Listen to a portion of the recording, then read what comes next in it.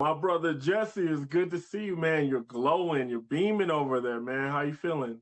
Man, incredible, bro. So kind of like some of the stuff that we were talking about in pre-production.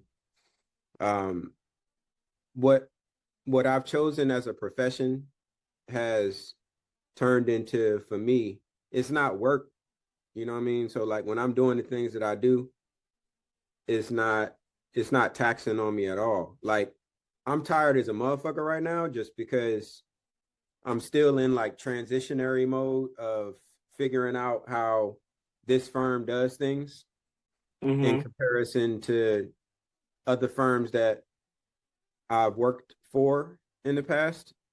But beyond that, like the actual engagement and the work with the clients, like it's not work, bro. Like I genuinely love what I do, and having the opportunity to do it like full time, starting with a new client this week. So this is actually my first client with this new firm. The last clients that I work with, they had a primary consultant that was their project, and the firm sent me out just as a shadow because I just finished orientation with them.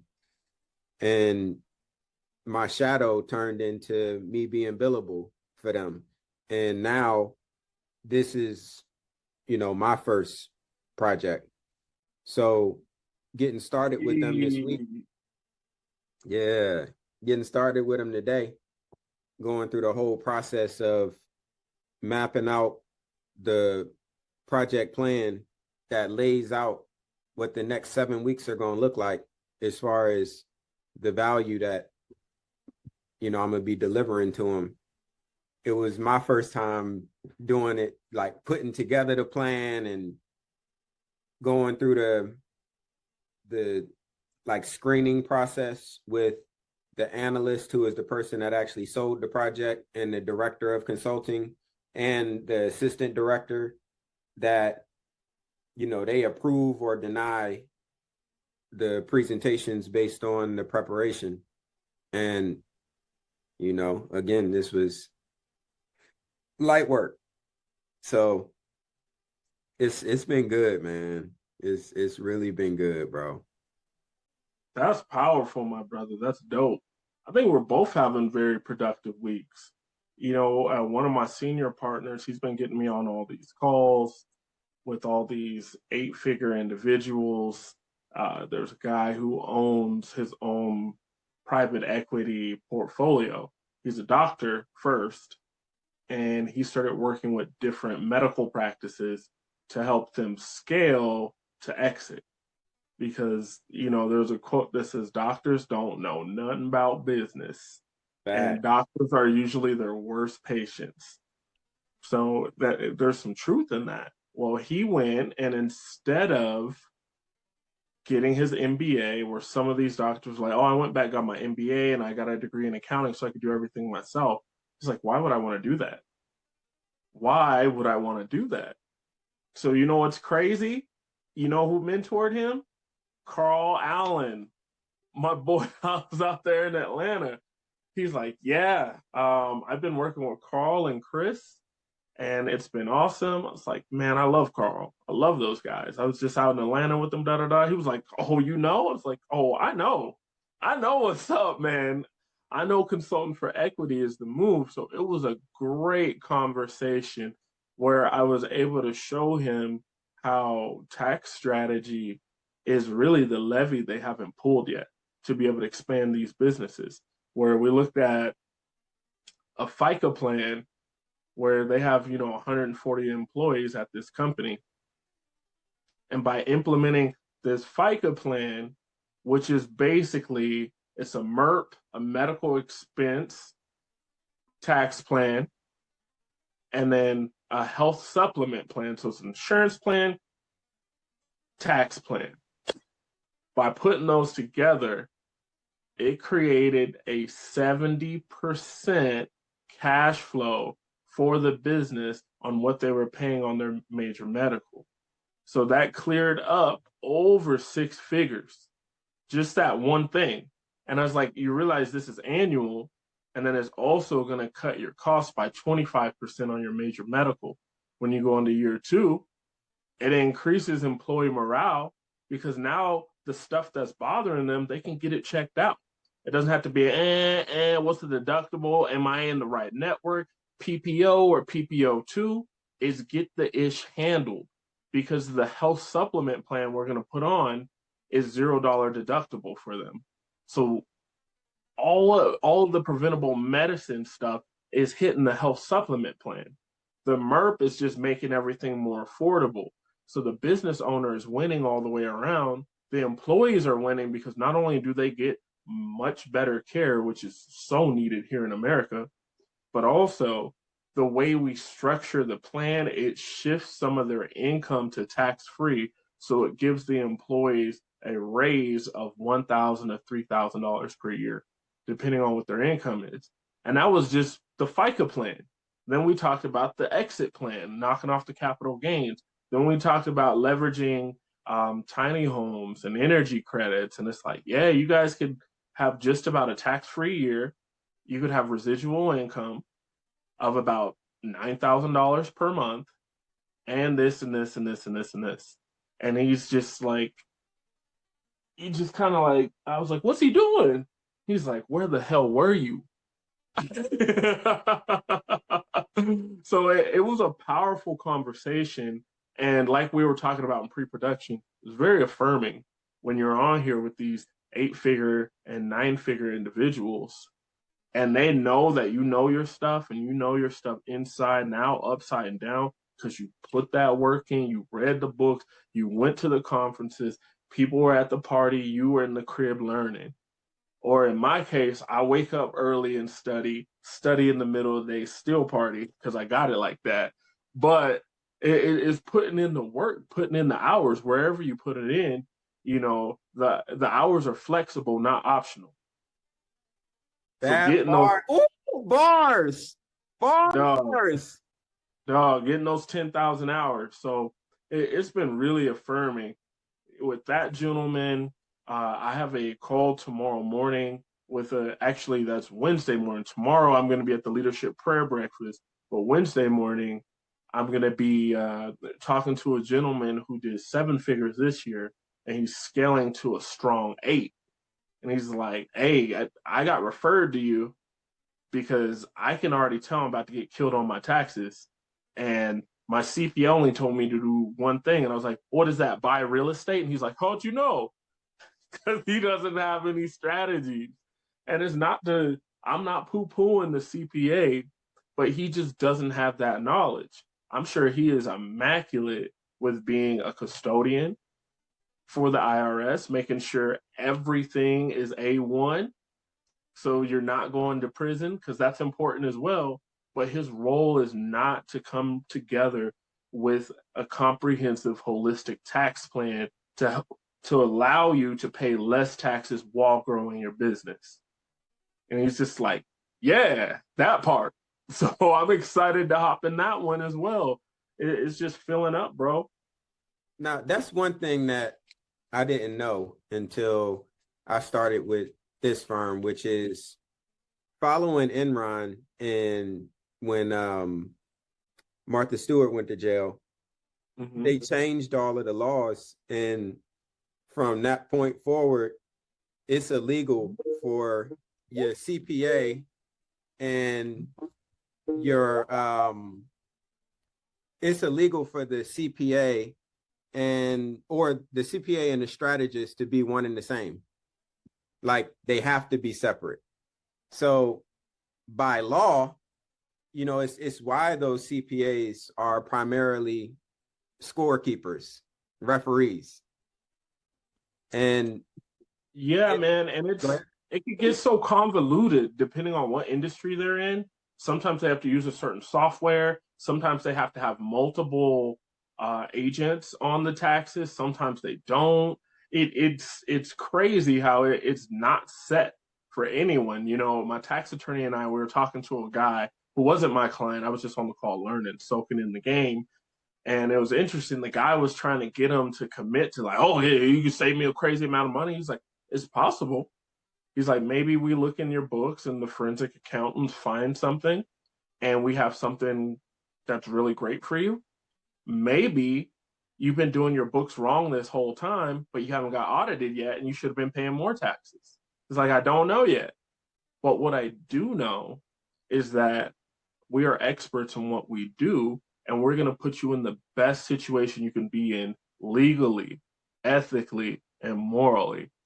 And it was interesting to see him kick that because sometimes we can get a little thirsty for a client and we're thinking about the prestige of working with a so and so or the income that comes with working with a so and so or a certain size business.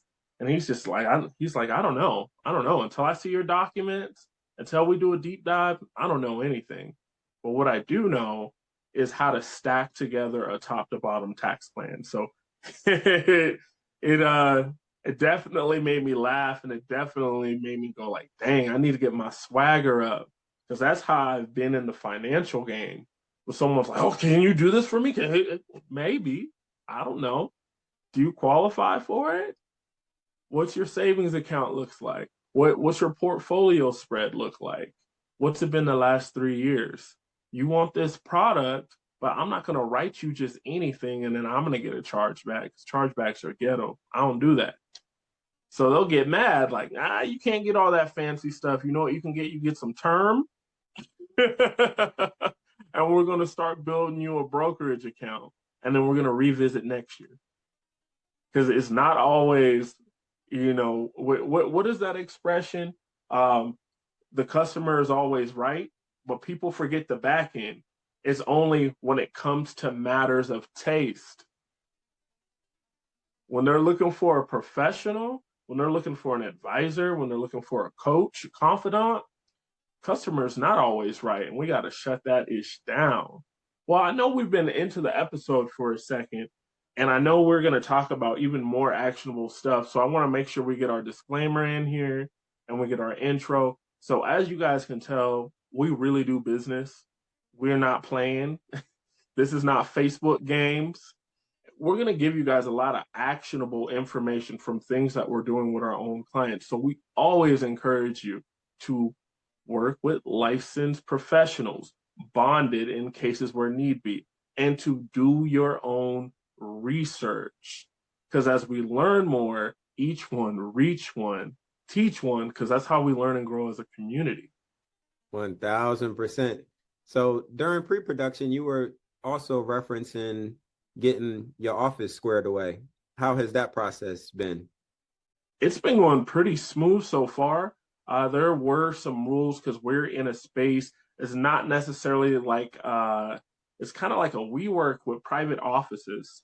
So I have my private office, and then I have several other workspaces that I can use. I have an auditorium if I want to do a conference or a workshop, or maybe film an episode of Asset Class.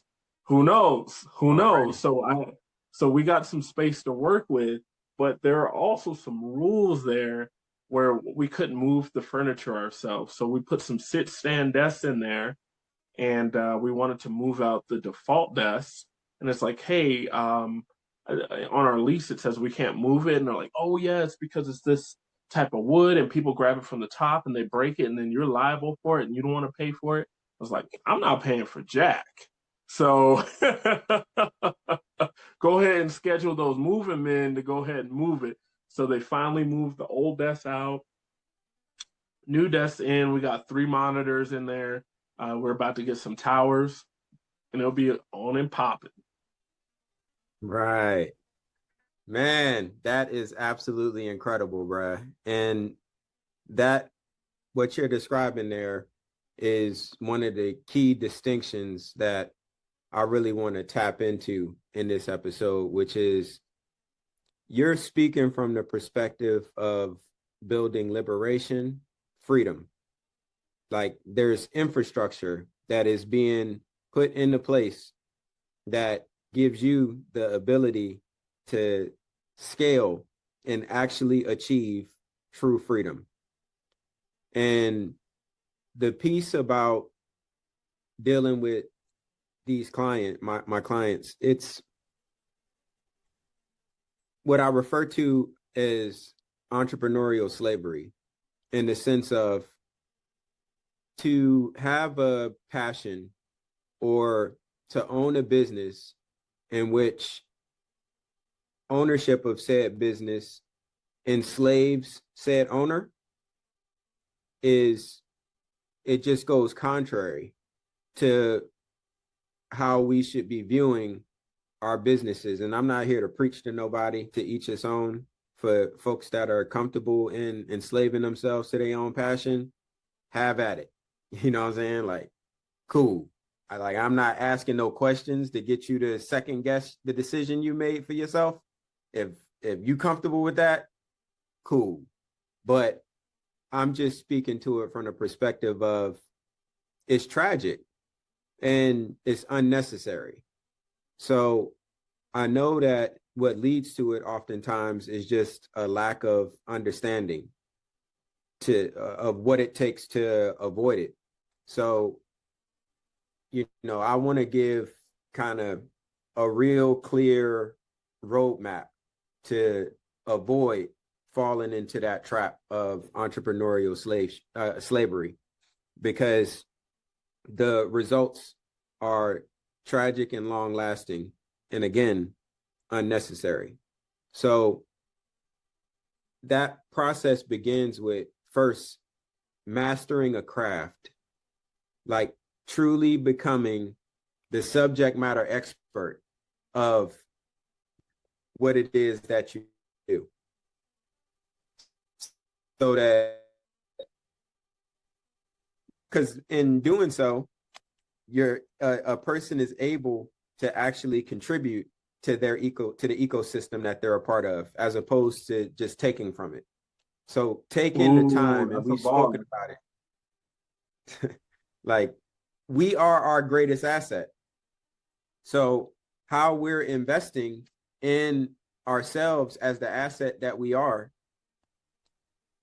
contributes, like it sets the framework for truly creating liberation, as opposed to the latter. So, like, got to master your trade first, because, like, kind of moving into a business space half cocked and not really knowing what good looks like, and I'm talking from top to bottom, it can get tough.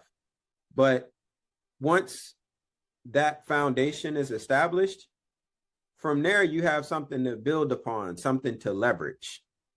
So, like, when I think about these last few years of truly investing in myself, and now being in a space where, like I mentioned a few episodes back, this six-figure deal was the easiest that I've ever had, easiest conversation I've ever had.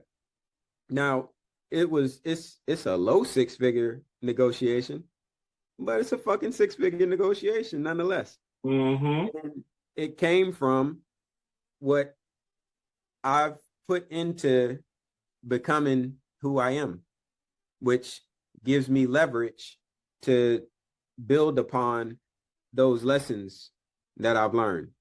So from establishing the framework of actually having a marketable skill that actually contributes to the ecosystem as opposed to the latter, then you have something to build from. And the analogy that I like to give is that of a four-legged stool. So for anyone that is operating a business or has aspirations to, at some point, operate a business, thinking about that business as a four-legged stool, where the first leg of that stool is, how are we establishing an intentional framework that consistently attracts, nurtures, and converts leads into paying customers? Because absent that leg, that, again, on its own, it generates the leads, then we run into a space where we got all of this talent and no one to serve. So, because no one knows that all of that talent even exists, because it's not being marketed, it's not being put in the faces of folks in a deliberate enough fashion that takes them through the phases of conversion. The second leg is the operations leg, which whatever it was that has been sold, how are we producing and delivering that good or service consistently without quality defects, without losing efficiency, without deteriorating our bottom line, and having the internal capacity to keep up with an increase in demand. Because the better that one is at doing a thing, as people start to find out that they're good at doing that thing, more people want that thing that they do. And if they can't keep up with that demand, then you start running into brand issues. So that second leg transitions to the third leg, which is the accounting finance side of things, and understanding generally accepted accounting principles enough to have a managerial accounting strategy within the business. And managerial accounting is really nothing more than understanding how the activities in the business translate into the financial results that actually are like the report card. Because the profit and loss statement and the balance sheet are in the cash flow statement. Those are the report cards of a business that's functioning. And if those numbers are not speaking to positive growth and equity, then like, what are we actually doing? It's like we engaging in a hobby that is super demanding on our time that ultimately isn't producing any market value or enterprise value. And which then translates to the final leg, which is the managerial and the management and compliance leg of it, which is ensuring that whatever it is that is being delivered to the ecosystem is in compliance with all local, state, federal regulations that govern said industry, to include taxes and all of the things. And in having 4 strong legs, you have a solid stool. Now, Earl, have you ever sat on a stool that had a weak leg? One time too many, brother. Right? So you kind of get that wobble with one weak leg, right? Mm-hmm. Now, what happens when you got 2 weak legs on that 4-legged stool? That thing's going down. Right? You might as well have just set your ass on the floor, because that's where you're going.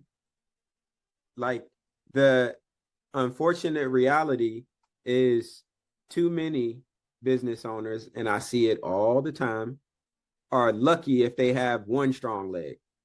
And that one strong leg is dependent on a bunch of variables.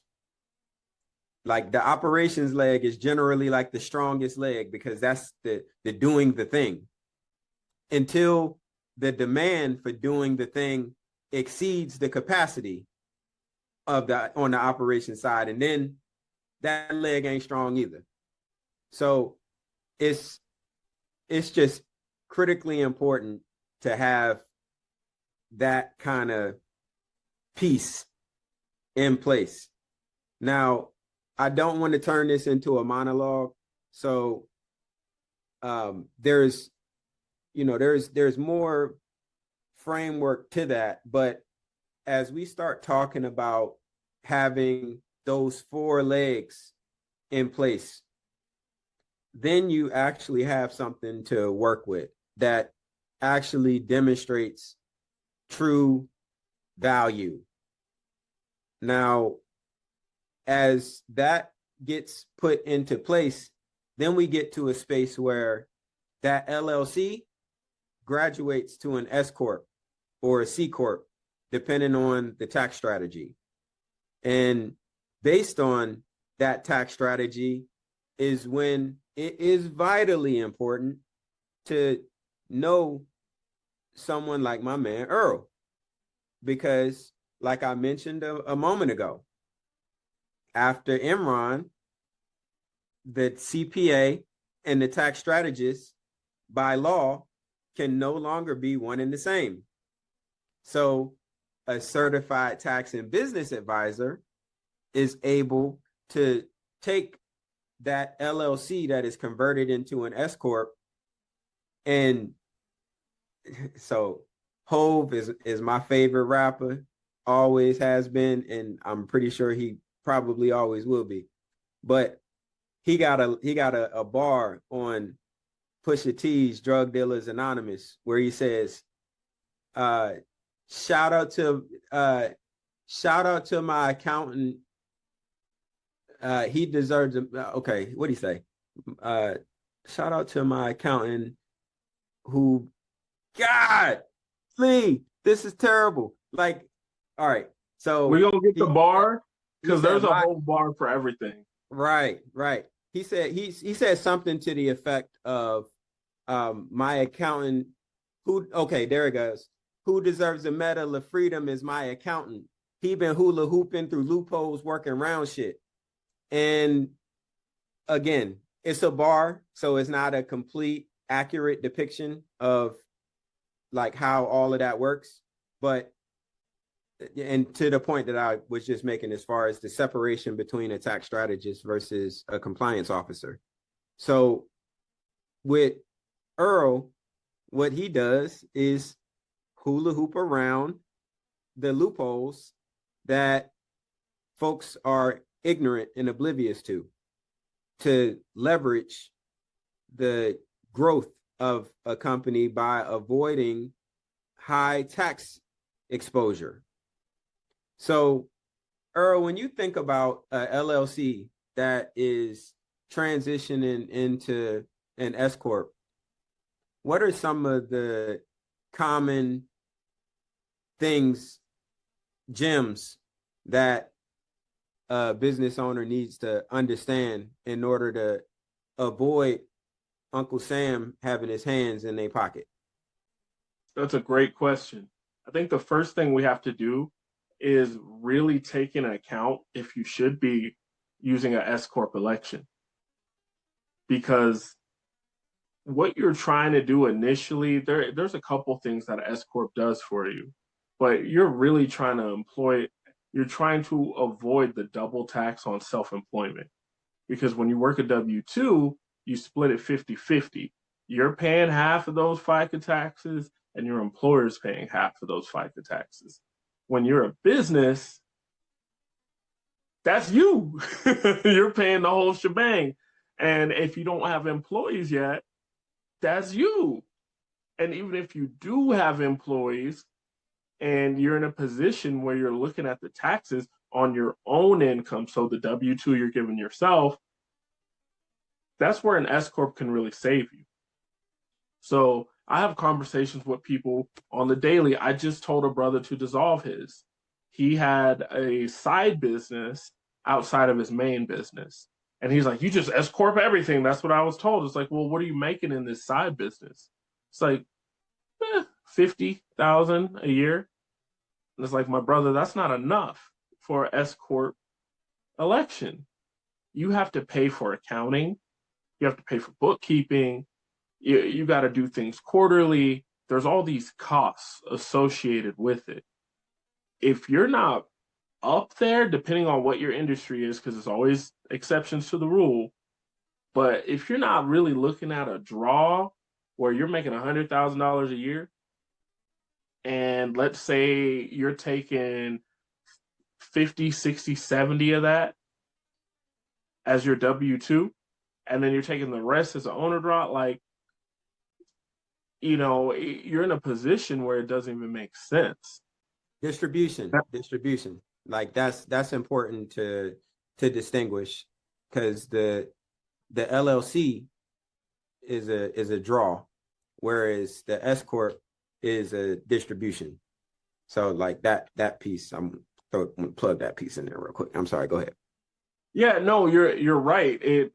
It definitely is. It's still an owner's draw that's given a special factor. Like that's where we start getting into trust law and whatnot and contract law, what we're calling something in a certain circumstance. So a withdrawal, when you have an S corp, after you've paid yourself the right amount of money, is a distribution, and then you're not paying self-employment tax on it, and you're not paying corporate tax on it either. That's a part most people don't talk about because they don't really know that part. You're not getting hit over the head with corporate tax on there, which is amazing to get away from that, 21% rate. So it can be a really, really powerful tool when it makes sense. And that's why we got to look at the whole thing holistically. Because some people in their industry, if you are paying yourself what the IRS says you should pay yourself, maybe you don't want to S corp. Maybe it saves you more money to do a different structure where you got a C corp, you got a managerial company, and we're doing something more complex. That might make sense for you, where you're paying yourself. Or maybe we do a captive insurance company, and then it's different things that we can do as different structures. But the S corp election can be huge when you first hit that $100,000. It can be major. One thing that I really like that you were talking about in the first part is putting in the work and how you get to contribute to your society instead of just being a consumer. I've always loved that quote, and I looked at it more as doing the personal work to become the man or woman that we're supposed to be. And it's, when you do the work on yourself, you become a gift to the world. And that's the blessing that you went in and you put the grind. But I love the way that you put that, because we need to be in a state of being producers instead of being consumers. I have people get mad at me all the time. I like your story. I like your post. You don't ever like mine. It's because I don't see yours. And it's not out of hate. It's not because I think I'm better than you. I post my stuff and get off because we really do business. I'm like, between taking care of the fam, running the business, we got the podcast, we got the media company, we got all this stuff, doing funding for different businesses, getting my new designations. I'm like, when in that part am I supposed to watch, your 17 stories of you had an ice cream cone, now you're driving, and singing to the song. Oh, you hit a pothole, tires flat. Don't worry, the truck is there. We're back on the road again. Time for burgers. Am I hating on you? Absolutely not. You should keep posting exactly what you're posting because there's an audience for it. But it's okay if I'm not in that audience. It's okay. It's okay. I mean, I'll tell you, the way this girl grabbed me, Jesse, she was like, hey, watch my story. It's like, my goodness. And now I really won't be watching it because you blocked. Unhand me. So speaking of blocks Oh and man, blockades, Jesus. we are really feeling the pain. I think it's Not yet. interesting. We ain't even felt it ain't came yet, bro. Like Look, what we getting ready to feel? Like shit about to get real. Shit about look, to get real. Real, real. I'm sorry, go ahead. you're right. You're right. Look, we're starting to feel the pain, but we're not being tortured yet. It is just the beginning of it, where I've seen so many posts of people saying, dang, I think I'm gonna get rid of my Land Rover. I'm gonna get rid of this, I'm gonna get rid of that. It was such a big part of their identity to have that vehicle.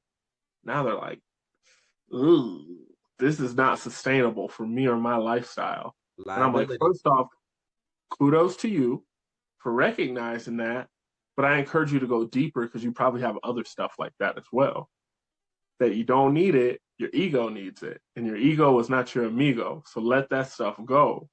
Now, it's crazy as we're watching the blockade happen. I'm going to let you speak to that because I already know you got the clip loaded up. I'm going to talk about the national debt, and then I'm going to pass you the mic.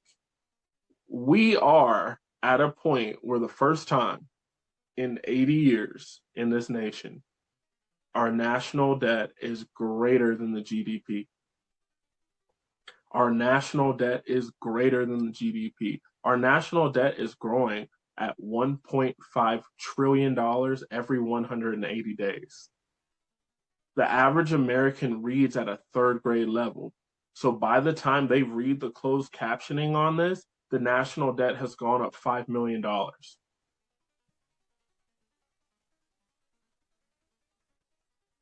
That's how fast it's growing.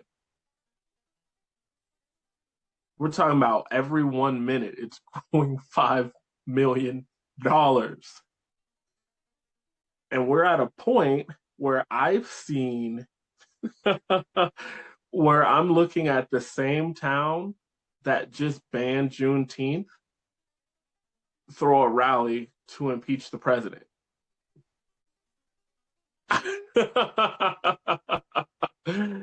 All I can do is laugh because I don't have any other words for that. But I mean, we told you guys this. We told you if this blockade kept up, gas prices were going to be close to $5. You called us crazy. We also said, man, the price of food's going to grow up because 30% of the world's fertilizer goes through there. So now we are at, what do they call it? Operation something freedom? Yeah. Epic Fury, Operation Epic Fury. Operation Epic Fury. Yeah. And they're putting it under the guise of a humanitarian mission. Hold on, not Fury. Epic Fury is the full Iran war.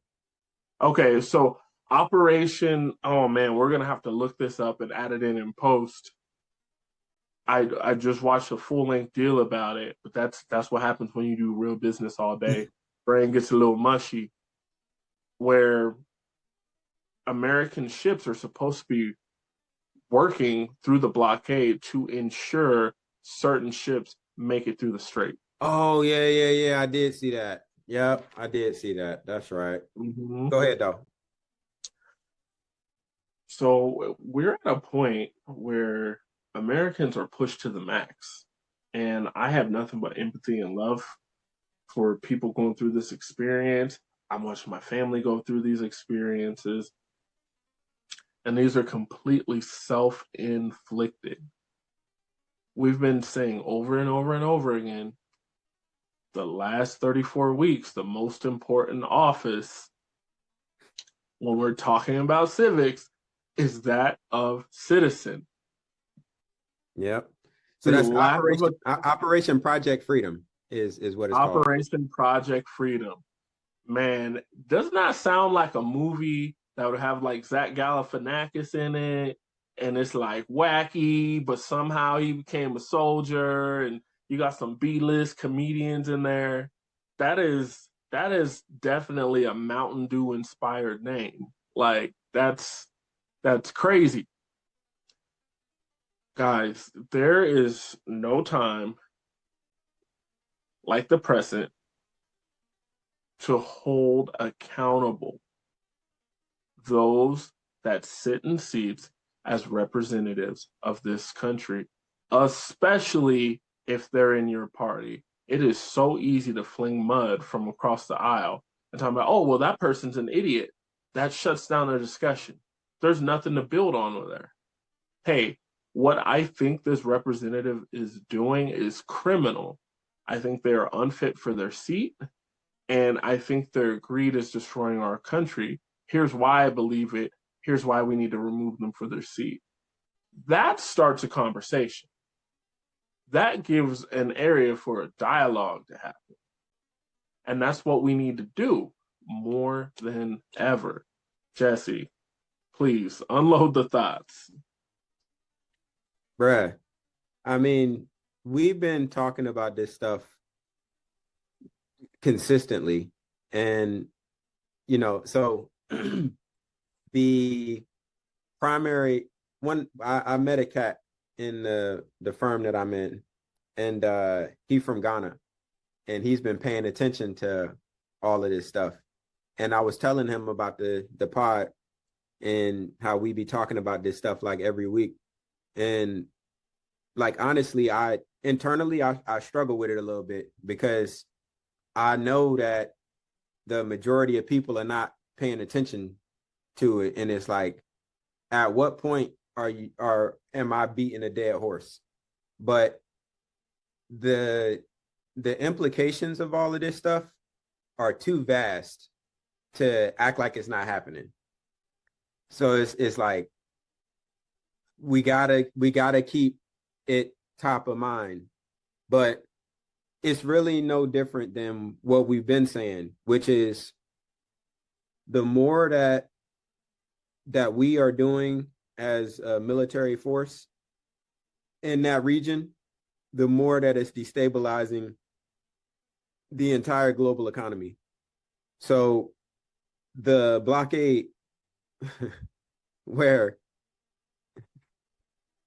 so like I gotta rewind back to the fact that this still is not like Congress has not declared it a war. And like it's insane to me. Like how they play in our faces like we not like we can't see exactly Mm-hmm. if there were another country that brought their naval forces to prevent tankers and ships entering our ports to deliver our goods from the other countries, that would clearly be an act of war. Clearly. Like What? it's no situation in the world in which something like that could happen to the United States and we wouldn't be, what I'm saying, like dropping bombs on motherfuckers like crazy like. Mm-hmm. So just starting from that of it's not a war. And we literally, so we've crossed 60 days of this war. And the War Powers Resolution says that anytime that, undeclared, because the president can unilaterally conduct military operations akin to war for a 60-day period.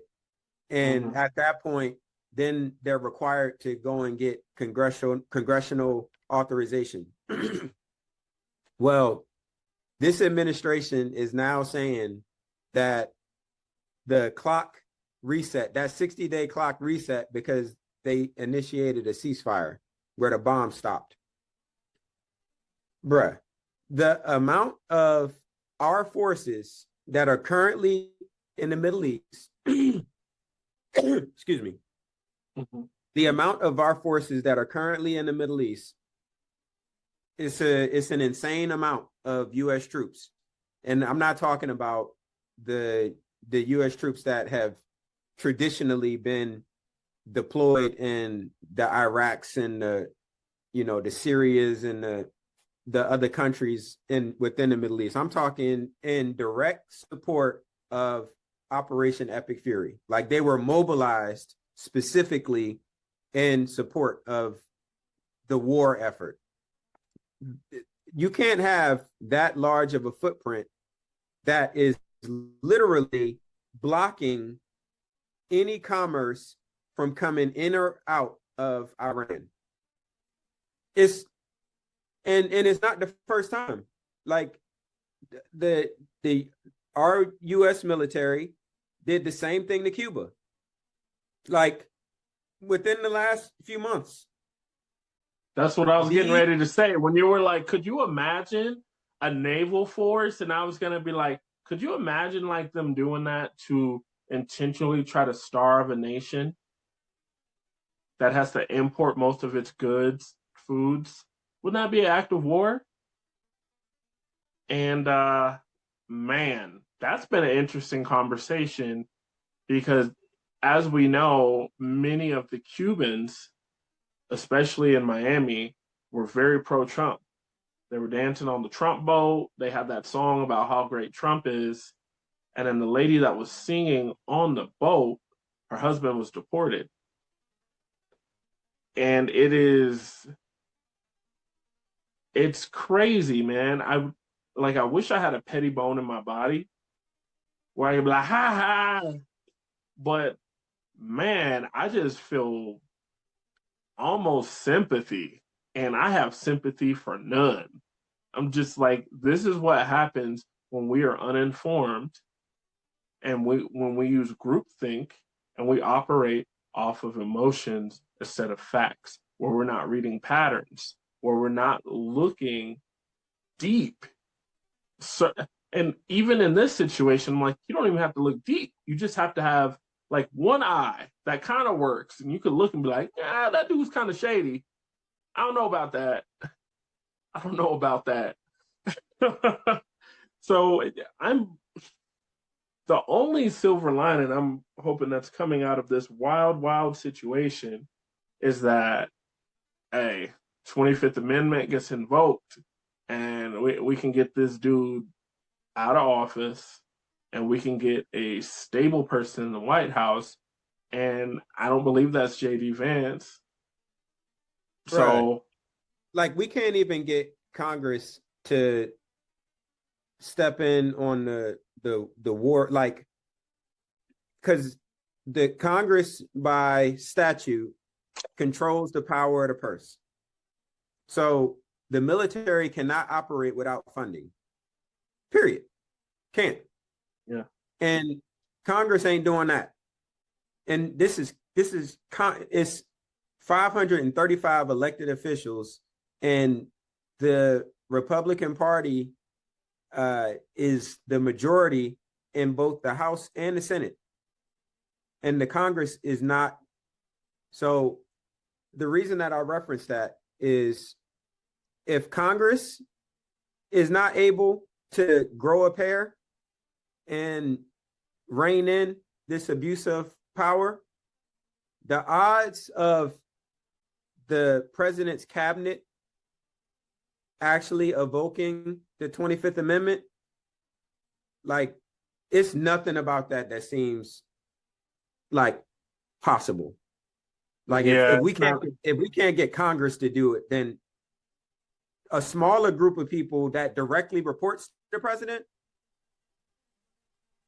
that shit ain't happening. You So know, I'm gonna beg to differ on my wild dream of a stable economy, and that I'm gonna defer just for that one reason.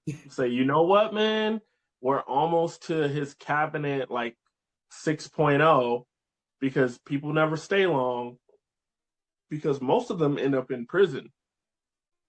Like during his first presidency, he had more cabinet members in prison for treason than every other president combined. Treason. It's not just like, oh, you accidentally sent an email. Treason. Treason. Fraud. I mean, the list is crazy. Two of his lawyers are in prison or were in prison. I don't know if he wrote them out because he's been doing that, releasing people. But my hope is that, with every action, there's an opposite powerful reaction. That this can help galvanize people, that it can help jumpstart communities again, that it can help, you know, galvanize folks that haven't talked to each other for many, many years, that they can come together and get stuff done. And we can do what I always say, which is normalize solving problems without the government. In this particular case, it's a little bit tough to solve the Strait of Hormuz without, controlling these governing factions. I get that. Everything else that we have going on in our nation It would be beautiful and powerful to see people come together better, support each other more, and that's pretty much where I have to park it, man. There's so much going on. There's so many people going through it, so many businesses that I see bleeding out money with the price of gasoline right now, with the price of fertilizer going up, the price of insert something. You know, go to Costco and go to get some beef, and it's like, oh, okay, it looks like that's on sale. It's about yay big. It's $57. It's like those are steak prices. So we're gonna have to have a lot of things change, and I always like to think that change begins inside of ourselves. Yeah. No. 100%, man. It's, we've been talking about it consistently, which, and you referenced it earlier in the conversation as well. The most powerful office in the land is that of the citizen, but there's been a concerted effort into the divestment, excuse me, the divestment into education. And we see the impacts of it, like real tough. Like, too many, you said it earlier as well. What percentage of the US population can't read beyond a third grade level? It's that those types of stats are the fertile foundation for us to be where we are. Like, people are not paying attention to this stuff. They don't know what it means. They don't care what it means until they are not going to have a choice but to care, because things are so dire. Like, that's the reality. And it's so when I was talking with my brother from Ghana that I was telling you about, I was telling him, bro, like, I want to be wrong about this shit. Like, when we talk about it every week, like, truly, I want to be wrong. Like, for real. Because me being right means that our country suffers. Like, our people suffer in demonstrative ways that we have not seen in, a lifetime. Like, this is next level pain that's getting ready to happen. I want to be wrong, bro. Seriously. I really want to be wrong. I'm not saying the stuff that I'm saying to be to stir up like virality or to stimulate attention. I don't need that shit. Like, I have an actual skill that actually provides value. So I'm going to be straight. I don't need the attention or none of that. I'm not being like hyperbolic. I would love to be wrong. When I'm looking at what's happening, I just don't see how it can go any other way. And it's, again, through the divestment within the education system and all of the distractions. So one of the things that this current president is really good at doing, he is the master of distraction. If it's real shit going on, then he going to throw out the biggest Hail Mary squirrel. And everybody is just chasing this squirrel. And it's like, bro, the real shit is still right here. Like, you may be off of the beacon path chasing the squirrel that he threw out there, but this real shit is still happening. Yep. 100,000,000%, brother. And it's, I'm a little bit more hopeful in my disposition, where I'm looking at people and they're not falling for the banana in the tailpipe right now, where they may not be all the way on the other side, where they're truly thinking critically. They're not there yet. However, they're like, this doesn't make sense. This doesn't add up. I saw a video of a guy saying, where is my Trump phone? Gave him $600. he did not deliver a phone. I'm a man of my word. Why is he not a man of his word? He's like, if you can't deliver a phone, maybe you can't deliver on other things. And I'm like, oh, he's almost there. Like, keep going, keep going. But it's so interesting, man. There's someone I know here in town that would be walking around with their Trump Bible, Trump shoes, hat, shirt, jacket, everything. They trumped out.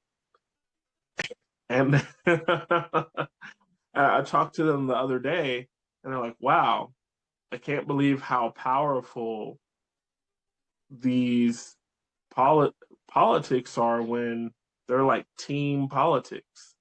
I just wanted to be on the winning team so bad that I completely stopped going in a direction where my morals lie. And we had like a really interesting conversation. There was a couple people there that wanted to be like, I told you so. They wanted to unleash on them. And I'm like, I get it. I get the feelings. I get the sentiment 100%. People are allowed to change their mind at any point in time. That's a fact. But also, you are accountable for all the decisions that you've made, all the things that you've done.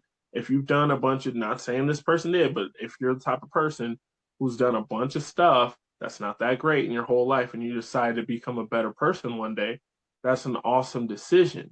But everything that happened back here, you're still accountable for. So there's so much nuance to these different conversations.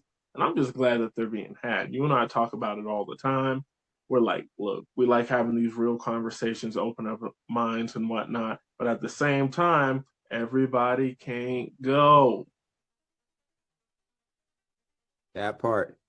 And it's sad because it's too many people that can't go.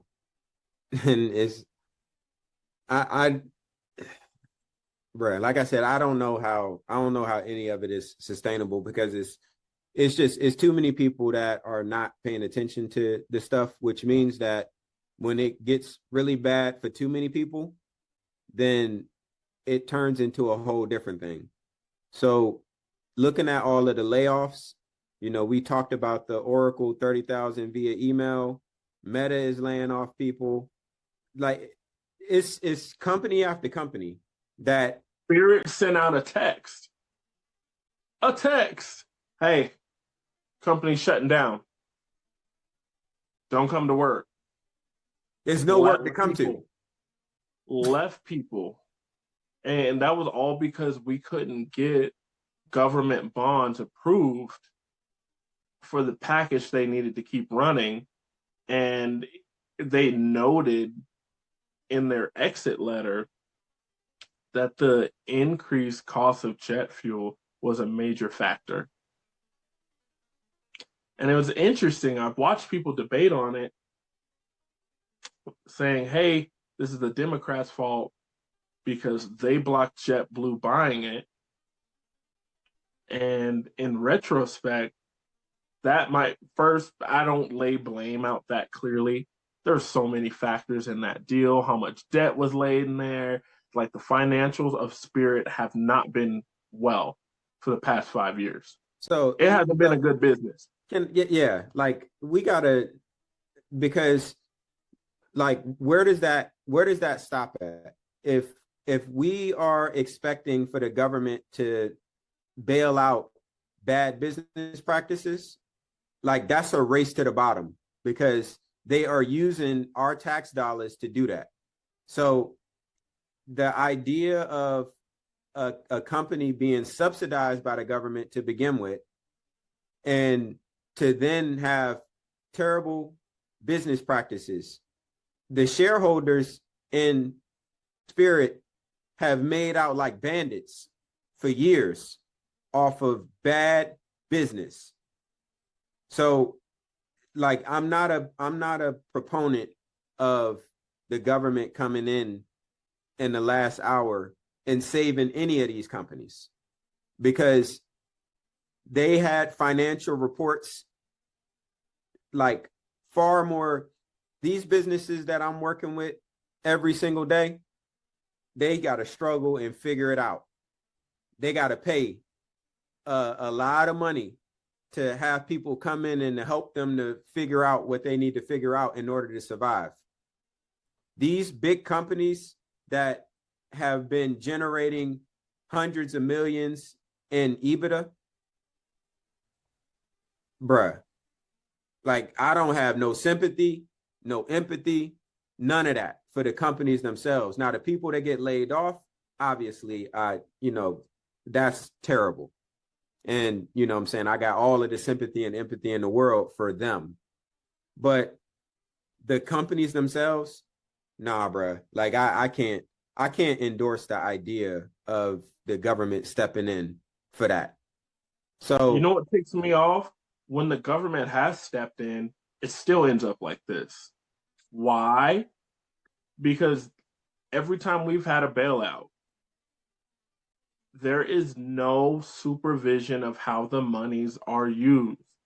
When the subprime mortgage crisis happened, some companies bought each other. Lehman Brothers went away, and we looked at these companies become like super conglomerates. They got all the money from the Fed. Only one person went to prison, which is insane. And the person that went to prison was not even controlling a large amount of money. They were just the scapegoat. I need to Google and see how long they actually served because we know they play these games. However, what we saw come out of the funding that went into these large institutions was gigantic bonuses to the C-suite executives, cutting off more dividends, cutting out these checks to shareholders, to the board of directors, and that was from tax dollars. And then where did they put the rest of the money? Did they give it to the loyal employees who've been busting their hump? Make them great? Absolutely not. They took that money and bought their own stock and what's called a buyback so they could hyperinflate their valuation. And then when their valuation went up, it gives the ability for them to raise even more capital because it's on the exchange. So my thought has always been if you ever take bailout money, you can never, ever be a private entity again. That has to be something that the people own, or it has to be distributed in a way where it comes back to the people. There's no way you can say, I messed up, I had bad financials, I made bad decisions, but I need your tax dollars to stay alive. Thanks for the money. Now we're taking bonuses, we're on yachts, and next time we crash, be ready to open up your checkbook again. That's insane. That is I had a mentor say a long time ago when I was in business school. He's like, remember, if you rob one person, oh, you definitely going to jail. But if you find a way to rob 10,000, maybe 1,000,000, they'll call you a genius and they'll give you a bonus. yeah, absolutely. And bail you out.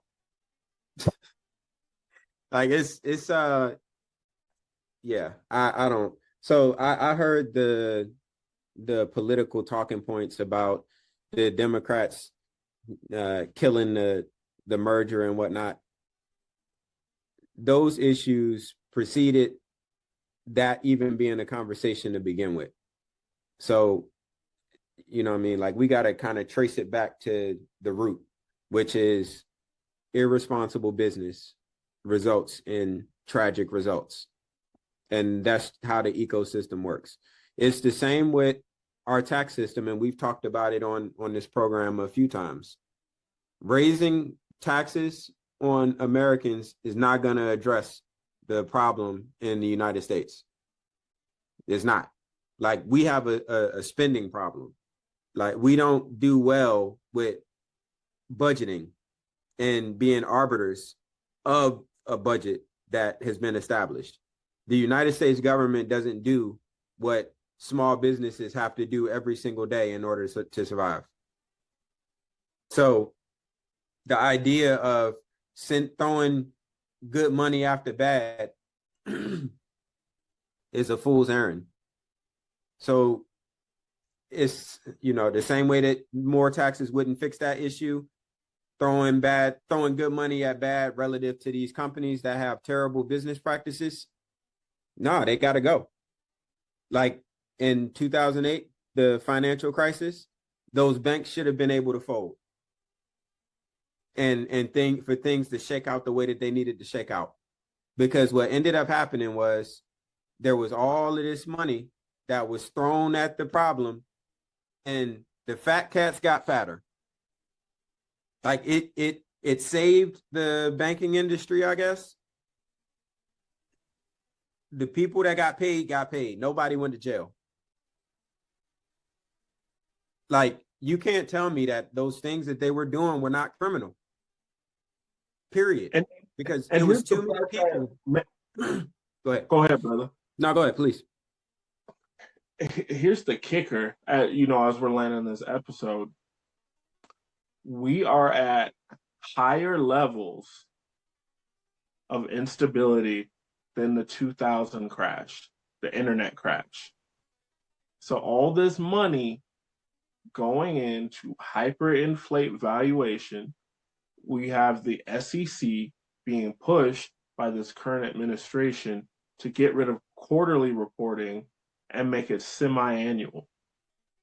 And I know a lot of people listening are like, so that's not a big deal. It's a huge deal because it means your propensity, if you are a bad actor, to be able to hide losses goes up exponentially because you're not doing real reporting. So they're going to know how to hide these losses, shift these assets where the realized loss, because these companies are so big, they're moving off of speculation. The stock market is speculative. It's all on sentiments. It's really on how we feel about the thing, even more than the fundamentals. Does that mean you can't trade off fundamentals? Absolutely not. Fundamentals can be vitally important to finding the right strike price and all these different things.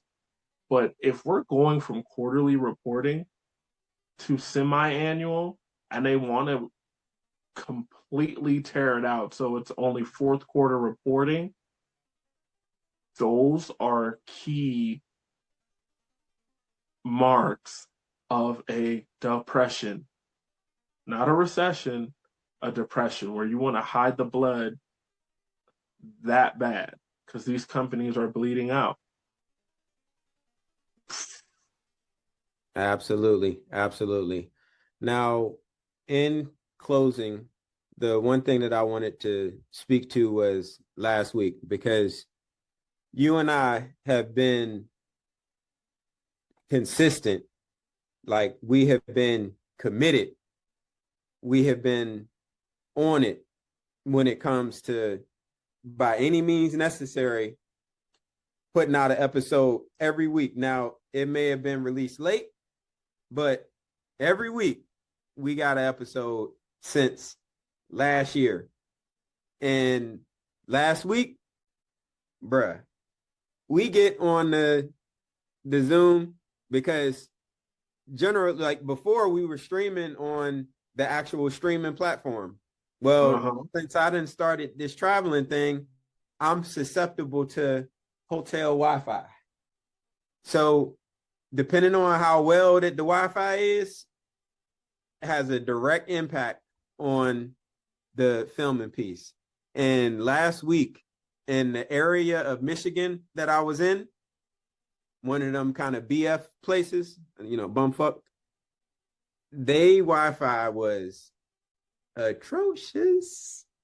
And like, we tried and tried and tried. And I don't even like using the word try, because it's like either we did it or we didn't. We ain't trying shit. We legitimately tried. You know what I'm saying?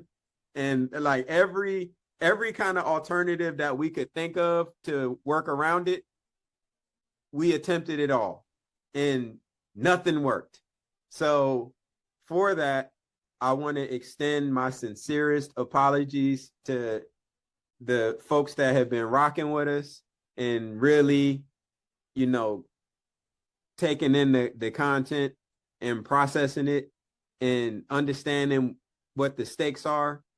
We value you deeply, immensely, and understand that if we miss an episode, it is never due to a lack of full commitment and attempt.